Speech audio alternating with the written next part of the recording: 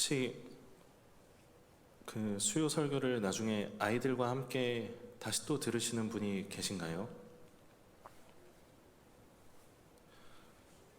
나중에 유튜브로 보시는 분도 혹시 아이들과 함께 듣고 계시다면 오늘 설교는 12세 관람갑니다.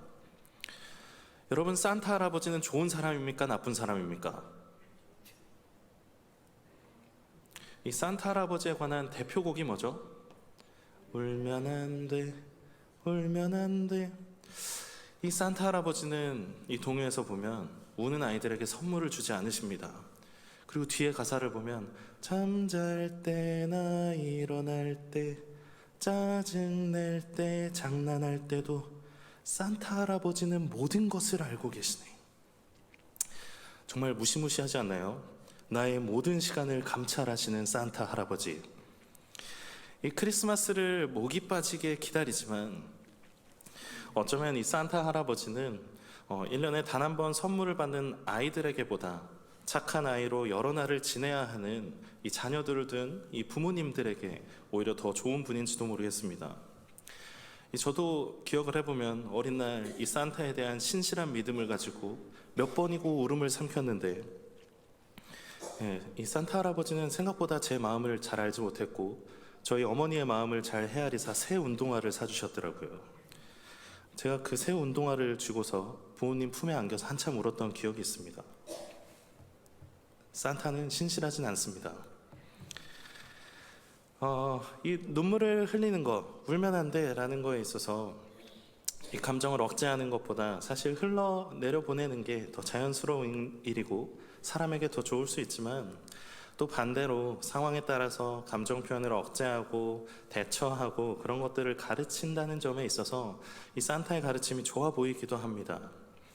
그리고 앞서 말한 것처럼 1년에 한 번 주는 선물이 이 참고 견디는 시간에 대해서 잘 채워줄 수 있나? 라고 생각해 보면 꼭 그렇지는 않겠지만, 이 착한 어린이로 바른 사람으로 자라나는 길을 터주고자 하는 부모님 입장에선 참 좋을 수 있죠. 좋을 수도 있고 나쁠 수도 있고, 또 좋은 것이지만 나쁘지만 않고 또 좋아 보이지도 않는 것. 이 산타는 이런 아이러니 속에 늘 살고 있습니다. 그리고 이런 아이러니한 것들은 우리 주변에 꽤 많이 있죠. 그리고 대림절 기간 산타가 아니라 예수님을 기다리는 우리도 이런 아이러니한 상황들을 자주 만납니다. 우리 삶에서도 반대로 일어나고 또 역설적으로 일어나고 또 이상한 일도 생기기도 합니다. 기대하던 대로 되지 않고 또 전혀 알 수 없는 방법으로 실현되기도 합니다. 이 이상한 현실은 비신앙인에게뿐만 아니라 믿는 우리에게도, 기도하는 우리에게도 일어납니다. 내가 하나님의 일을 하고 봉사를 하고 섬기지만 내가 기대한 대로 말씀하시거나 누구나 이해할 만한 결과가 도출되지 않을 때도 있습니다. 때론 이상하고 반대로 되어야 할 것 같은 일들이 우리 신앙인에게 또 하나님의 일을 하면서 나타납니다. 우리는 하나님의 일을 한다고 말하면서, 그리고 사역을 한다고 말할 때 주로 목사님이나 저같이 전도사의 일, 또 교회 안에서 어떤 봉사를 생각하기 마련입니다. 그러나 하나님의 일을 하는 것은 사실 교회 안으로 한정된 것은 아니죠. 존 스토트라는 사람은 온전한 그리스도인이라는 책에서 모든 그리스도인은 예외 없이 섬김의 부름을 받았으며 그 섬김은 일생의 직업을 포함한다고 말합니다. 사실 하나님의 일을 한다고 말하면 무언가 거창한 것을 하는 것 같지만, 다른 말로 표현하면 그리스도인으로 살아가는 것이라는 말과 같습니다. 예수 그리스도를 믿는 믿음 안에서 성서의 가치를 따라 세상을 보고 해석하고 또 하나님의 나라를 이루어가는 것이 우리 그리스도인의 삶이죠. 우리는 그런 노력에서 떠나서는 안 되며 항상 지키려고 힘써야 합니다. 그러다 보면 때로 화나지만 참아야 할 때가 있고, 속상하지만 견뎌야 하는 순간들이 있으며, 나의 잘못이 아니지만 도리어 상대방을 위해 주는 선택을 해야 할 때도 있습니다. 우린 디모데후서에 무릇 그리스도 예수 안에서 경건하게 살고자 하는 자는 박해를 받으리라는 말씀을 잘 알고 있습니다. 그렇기에 때로는 그러한 일들이 다가왔을 때 내가 그리스도인으로 잘 살고 있구나 하고 확인을 하기도 합니다. 시편 119편 71절에는 고난당한 것이 내게 유익이라 이로 말미암아 내가 주의 율례들을 배우게 되었나이다 라고 말하며 고난이 유익이고 도리어 하나님의 말씀을 배운다고 합니다. 바울은 아들같이 사랑한 디모데에게 전한 서신에도 복음을 전하다가 자신이 고난을 당했지만 그 믿음을 잘 지켰으며 더욱이 너 디모데도 그 아름다운 것을 잘 지키라고 권면합니다. 그런데 우리가 이 모든 것들을 잘 알매도 불구하고 고난과 역경은 항상 기쁨을 넘치게 한다거나 감사가 넘치지만은 않습니다. 고난은 사실 아프고 힘든 것이죠. 하나님의 일을 하면서 하나님께서 당연히 위로해 주시고 또 좋은 것으로 채워주셔야 할 텐데 하나님께서는 야속하게 항상 그러시지는 않습니다. 적어도 기브 앤 테이크처럼 하나씩 주고받으며 그런 딱딱한 원리는 아니더라도 이 하나님 나라를 확장하기 위해서 힘써 노력하고 애쓴 것을 생각해 주시고 인정하는 차원에서라도 이 쓰라린 마음을 만져주시고 또 물질적인 손해를 메꿔주시면 좋을 텐데 하나님은 항상 그렇게 하진 않으십니다. 도리어 깊은 시련으로 몰릴 때도 있죠. 오늘 읽은 본문보다 앞선 열왕기상 18장에는 엘리야가 바알 선지자들과 대결해서 승리를 하는 장면이 나옵니다. 이를 통해서 많은 이스라엘 백성들이 하나님 앞에 회개하고 또 오랜 가뭄이 그치게 됩니다. 그러나 이세벨은 바알을 섬기는 사람이었고 이 상황을 좋지 않게 생각합니다. 이 큰 권력을 쥐고 있었던 그는 엘리야를 죽이려고 합니다. 엘리야는 하나님의 놀라운 능력을 보이고 사람들을 주께로 돌아오게 하고 나라의 근심을 떨쳐냈지만 도리어 도망자의 신세가 됩니다. 그의 근심이 얼마나 깊었는지 4절에 보면 그는 로뎀나무 아래 앉아서 죽기를 구합니다. 참 이상하죠? 놀라운 하나님의 임재 뒤에 초라하게 남겨진 하나님의 사람 엘리야, 그는 죽기를 소원하고 있습니다. 이 하나님께서 위엄 있는 모습으로 나타나셔서 엘리야를 칭찬하고 또 그의 업적을 높이 사고 사람들을 통해 그가 넉넉하고 풍성한 삶을 영위할 수 있게 하시면 좋을 텐데 엘리야는 도망자 신세가 되어서 광야에서 하나님 앞에 죽음을 구하고 있습니다. 이런 상황에서 하나님은 엘리야를 부르십니다. 네가 어찌하여 여기 있느냐? 엘리야는 대답합니다. 그 대답을 현대인의 성경은 이렇게 표현합니다. 전능하신 하나님 여호와여, 나는 주를 위해 열심히 일해왔습니다. 그러나 이스라엘 백성들은 주와 맺은 계약을 어기고 주의 제단을 헐며 주의 예언자들을 모두 죽이고 살아남은 사람은 나 하나밖에 없는데 그들은 나마저 죽이려고 합니다. 하나님은 산에 서라고 말씀하십니다. 죽음을 구하는 엘리야 앞에 응답이라도 하시는 것처럼 하나님은 강한 바람과 지진과 불을 보이십니다. 엘리야는 가슴이 벅차지 않았을까요? 바알 선지자를 불태우신 하나님, 크고 놀라운 강하신 하나님. 그러나 그 속에 하나님은 계시지 않았습니다. 우리가 생각하는 그 놀라운 능력 속에는 하나님이 계시지 않았습니다. 오히려 그 뒤에 말 그대로 세미한 소리 가운데 하나님이 계셨습니다. 마치 엘리야가 세상에 살면서 그 소리가 미약하고 아주 작았던 것처럼 하나님께서 그 자리로 오셔서 세미한 소리 가운데 말씀하십니다. 엘리야의 기대와 소망과는 다르게 아주 작은 소리 가운데 하나님은 임하십니다. 그리고 그 소리 가운데 하나님은 다시 말씀하십니다. 네가 어찌하여 여기 있느냐? 엘리야도 동일하게 대답합니다. 그리고 죽기를 구했던 엘리야에게 하나님은 다시 길을 떠나라 말씀하십니다. 엘리야는 이 하나님과의 만남을 통해서 무엇을 깨달았을까요?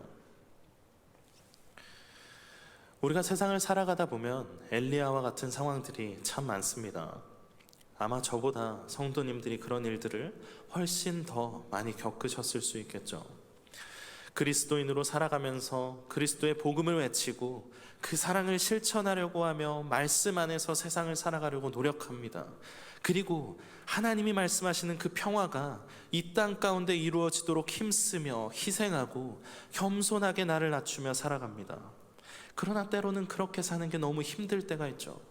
다른 사람들처럼 편하게 적당하게 세상 가치에 어느 정도 발을 맞추며 살아가고 싶을 때도 찾아옵니다. 그리스도를 따르는 길이 너무나 좁아서 금방이라도 옆으로 떨어질 것 같은 때가 있습니다. 이 오른뺨을 맞으면 왼뺨도 되고, 원수를 사랑하며 가난한 자들에게 손을 내밀고 아파하고 힘들어하는 사람들에게 힘이 되어야 하지만 내 힘은 너무 약하고 또 그렇게 사는 것이 너무 지칠 때가 있죠. 그냥 하나님께서 세상의 악을 얍 하고 물리치시면 좋겠는데 하나님은 도무지 그럴 생각이 없어 보이시기도 합니다. 우리는 무기력한 엘리야를 보면서 오늘 삶을 살아가며 세상 가운데 던져진 우리를 발견합니다. 크고 놀라운 능력의 하나님 어디에 계십니까? 내 삶을 돌아봐 주세요. 우리도 삶을 살아가다 보면 이 엘리야와 같을 때가 있습니다. 그리스도인으로서 삶을 살아가며 애쓰고 힘써서 지치고 힘들 때가 있습니다. 그리고 너무나 힘든 때에 더욱 힘든 일이 찾아오기도 합니다. 하나님이 짠하고 해결해 주시고 그 전능하신 팔을 들어 지켜 보호해 주시면 좋겠는데 도무지 그러지 않으실 때가 많습니다. 우리는 우리의 생각과 우리의 판단으로는 가장 좋은 때, 가장 좋은 방법을 기대합니다. 그러나 아주 역설적이게도 하나님은 세미한 음성 가운데 우리를 찾아오십니다. 우리는 신앙생활을 그렇게 오랜 시간을 지나면서도 여전히 세미하거나 크거나 별 볼 일 없거나 위대한 그 수식에 집중합니다. 그러나 중요한 사실은 언제나 하나님께서 우리의 삶에 찾아오신다는 사실입니다. 그는 크고 강한 바람 가운데서도, 지진 가운데서도, 세미한 음성 가운데도 늘 우리 삶에 찾아오신다는 사실입니다. 늘 우리 곁에 계시는 하나님이라는 사실입니다. 엘리야는 하나님이 자신과 함께 하신다는 사실을 깨달았습니다. 악이 팽배하고 회개하지 않고 우상을 섬기며 자신의 목숨을 위협하는 그들과 함께 하시는 것이 아니라 비록 작은 소리이고 이세벨의 위협을 피할 능력도 없는 작은 한 사람에 불과하지만 그 세미한 소리 가운데 함께 하심을 깨달았습니다. 성서의 많은 사람들은 이런 사실을 알고 있었습니다. 그래서 왕 앞에 담대하게 서서 그 잘못을 꾸짖으며 회개하라는 목소리를 높입니다. 가장 작은 소리이지만 가장 크신 하나님을 힘입고 나아가는 아주 작지만 위대한 소리를 내는 사람이 됩니다. 자신이 가지고 있는 능력과 상관없이 또 하나님이 어떤 방식으로 일을 해결하시고 인도하시느냐와 상관없이 담대하게 그의 길을 나아갑니다. 왜 그럴 수 있습니까? 나와 함께 하시는 분, 늘 동행하시는 하나님이 계시다는 것을 깨달았기 때문입니다. 사람들은 하나님에 대해 저마다 기대하고 생각하는 바가 있습니다. 그러나 대림절, 우리가 기다리는 예수님은 아주 작은 구유에 찾아오셨습니다. 너무나 역설적이게도 가장 전능하신 하나님은 그 전능함을 바라보는 인간과 같이 육신의 몸을 입고 우리 가운데 찾아오셨습니다. 아무런 도움이 되지 않을 것이라고 여겨지는 우리와 같은 몸으로 찾아오십니다. 전능하신 하나님이 찾아오셔야 하는데 육신의 몸을 입고 예수 그리스도가 찾아오십니다. 너무나 말이 안 되는 이 성육신 사건은 구원의 길을 여는 하나님의 놀라운 계획 안에 있었습니다. 우리는 예수 그리스도와 그 십자가의 부활을 너무나 잘 알고 있습니다. 그 역설적이고도 아이러니한 일을 이미 잘 알고 있습니다. 그의 낮아지심과 같이 우리도 낮아져야 함을 너무나 잘 알고 있습니다. 그러나 우리는 여전히 기대합니다. 놀라운 하나님, 내 삶을 역전시키는 하나님, 전능하신 하나님, 크고 강한 바람과 같고 지진과 불 같은 하나님을 기대합니다. 그러나 하나님의 가장 큰 능력은 우리 삶에 찾아오시는 하나님이십니다. 작거나 큰 것이 중요한 것이 아니라 창조주가 피조물을 위해 희생하고 자기를 낮추어 친히 찾아오신다는 이 사실이 하나님의 가장 크고 놀라운 능력이십니다. 제가 친구와 이야기를 나누다가 친구가 너무 힘들어하기에 이런저런 이야기를 해주었습니다. 근데 사람이 이야기를 하다 보면 그런 때가 있죠. 이런 이야기들이 내 친구한테 정말 도움이 될까? 그냥 형식적인 이야기처럼 들리지는 않을까? 그래서 친구한테 이게 정말 너한테 의미 없는 말들인 것 같아서 참 미안하다, 그런 이야기를 했더니 친구가 이렇게 답했습니다. 그냥 이런 이야기를 해주는 너라는 친구가 있어서 난 그게 참 좋다. 가장 큰 능력은 곁에 머무는 것입니다. 예전에 읽은 책 내용 중에 이런 내용이 있었습니다. 그 어느 때보다 우리가 가진 원초적인 선물이 필요하다. 곁에 있어주자. 나를 너에게 선물하자. 하나님은 그렇게 늘 우리 곁에 계셔 주십니다. 가장 원초적인 선물, 자기 자신을 선물하신, 모든 것을 다 내어주신 예수 그리스도가 우리 곁에 늘 함께 계십니다. 하나님의 임재를 기다리십니까? 하나님이 이를 해결해 주시길 기다리고 있습니까?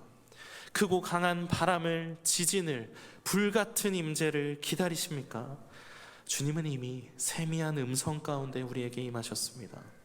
내가 세상 끝날까지 너희와 함께 하시겠다 약속하시고, 임마누엘 하나님, 우리와 늘 함께 계시며 동행하시는 하나님이 이미 옆에 계십니다. 다만 우리의 욕심이 우리의 눈을 가리고 발목을 붙잡아 하나님께 다가가지 못하게 하며 곁에 계신 하나님을 알아보지 못하게 합니다. 사랑하는 성도 여러분, 대림절 우리 곁에 계시는 예수 그리스도를 발견하길 바랍니다. 죽기를 구하였던 엘리야는 하나님의 사명을 받고 다시 일어나 길을 떠납니다. 엘리야의 상황은 이전과 아무것도 달라진 것이 없지만 어떤 상황 가운데서도 늘 함께 하시는 하나님을 굳게 믿으며 다시 사명을 감당합니다. 우리도 마찬가지입니다. 때론 힘들고 어려운 순간이 찾아오며 하나님이 침묵하시는 것 같은 순간들이 찾아옵니다. 아픔은 소리 지르고 있고 소망은 침묵하는 것 같은 때가 있습니다. 그러나 그 모든 순간에 우리의 곁이 되어주시는 예수 그리스도를 기억합시다. 그는 우리를 사랑하사 이 땅 가운데 오셔서 십자가로 그 사랑을 보이셨습니다. 사랑하는 행복한 교회 성도 여러분, 때론 힘든 삶 속에서 하나님을 구할 때가 있습니다. 그 순간 옆에서 함께 우시는 그리스도를, 다독이는 따뜻한 손이 이미 곁에 계심을 발견할 수 있길 바랍니다. 삶의 문제는 여전하고 또 힘든 시간도 계속될지 모릅니다. 그러나 그 모든 순간 외로이 내버려 두지 않으시고 찾아오시는 예수 그리스도를 발견하길 바랍니다. 그는 늘 우리와 함께 하십니다. 세상 끝날까지 우리와 함께 하시겠다 약속하셨습니다. 그 곁에 계시는 하나님을 힘입어 또다시 새로운 사명을 힘있게 감당하는 우리 모든 성도님들이 되기를 간절히 소망합니다.